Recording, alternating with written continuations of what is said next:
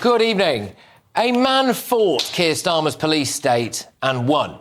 There are people in prison for social media posts after the Southport attack who should not be there, in my view. I think that they were scared into pleading guilty.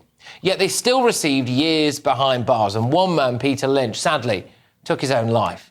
But Jamie Michael, a former Royal Marine, decided to plead not guilty, and it took a jury just 17 minutes to acquit him. He posted a video on Facebook in which he said things like this. Little one's been lost and 5 still critical. OK.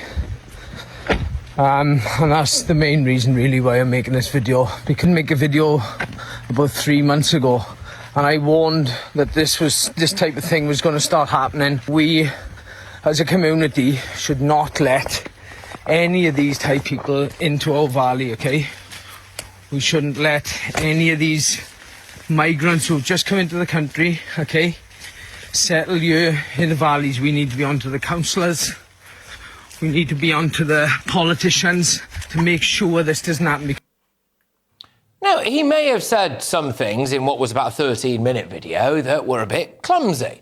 But in the wake of the Southport massacre and the Hare Hills riots, which, by the way, saw scenes like this...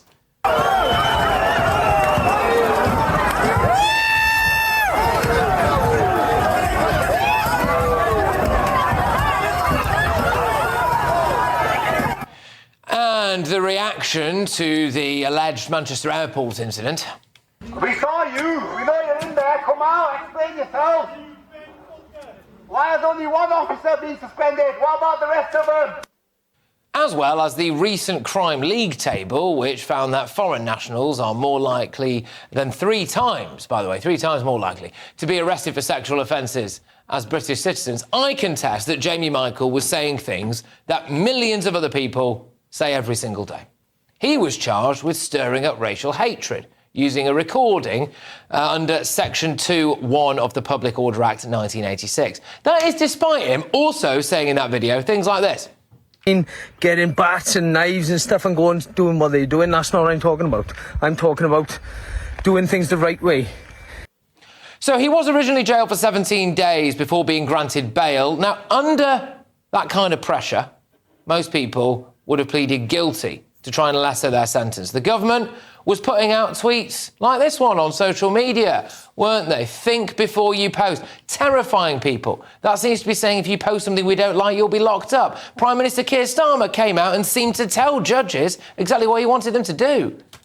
And I'm now expecting substantive sentencing before the end of this week. That should send a very powerful message. The Home Office put out a post that seemed to already find people guilty, actually. But Jamie stuck to his guns, didn't he? And a jury of his peers found him not guilty after just 17 minutes. That is because it's a jury of normal people, not a jury of Keir Starmers. Do you know who reported Jamie to the police? Someone who worked for the Welsh Labour Party in their communications team, apparently. So, apparently, of the 6 people who decided to plead not guilty for a variety of offences in the wake of the Southport massacre, only 1 was convicted. Now, doesn't that tell you that if more had pleaded not guilty, then more would probably be free today? But they were under pressure, and that pressure came right from the very top.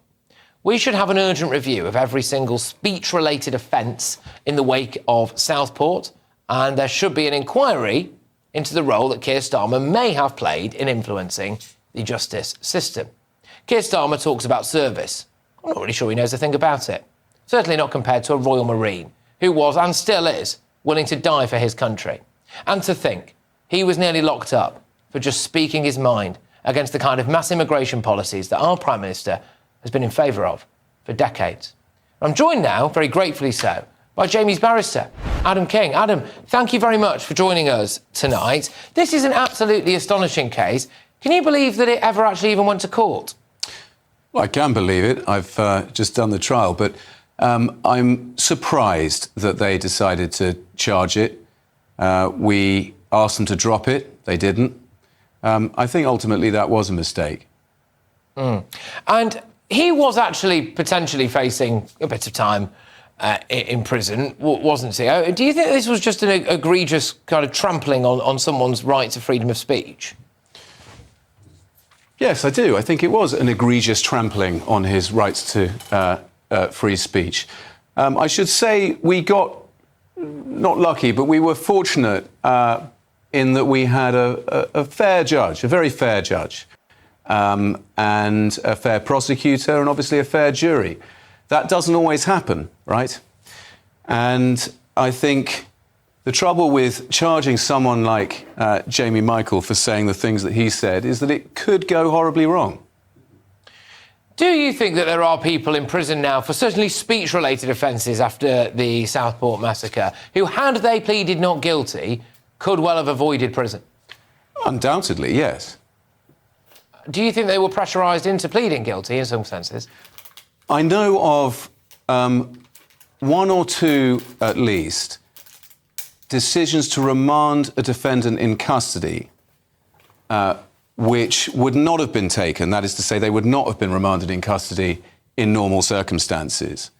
And I think that is likely to have weighed very heavily on those defendants when it came to deciding whether or not to plead guilty, because when you've been taken from your sofa to a police cell, to a court cell, to a prison cell, all in the space of 48 hours for something that you wouldn't have thought was an offence, the feeling that the system is against you and you're not going to win no matter what is likely to be overwhelming. And so you're more likely to take the discount for pleading guilty and take it on the chin rather than try and fight it.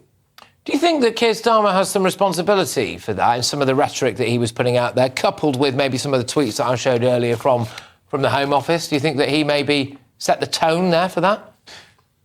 I think he probably had a role in setting the tone, yeah. I mean, to be fair to him, as Prime Minister, he's going to have to take a pretty hard line when there's actual rioting taking place.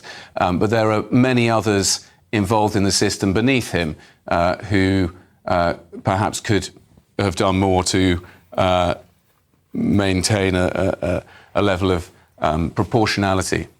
Look, I should really finish by asking how Jamie is, really. I mean, he's been through the ringer, to say the least, got the result he was after, but clearly it must have had a massive impact on his life. How is it? He seemed fine to me. He seemed very well. He's a very nice and peaceful man. He was peaceful before, during and after the trial. And I expect he's just looking forward to getting on with his life in the normal way at this point.